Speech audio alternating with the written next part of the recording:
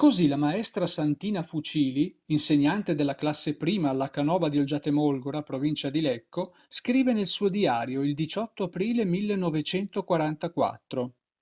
La somma raccolta in classe pro armi alla patria è di lire 48, somma soddisfacente se si pensa che sono piccolini, di prima e che poco sanno far capire a casa.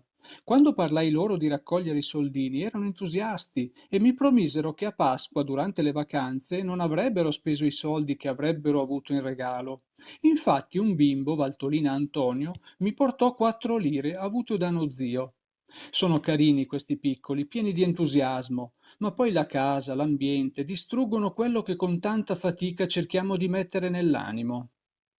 Sono parole scritte in occasione della Pasqua di 80 anni fa, ma che purtroppo suonano attualissime, sebbene in riferimento ad altri paesi nuovamente in guerra.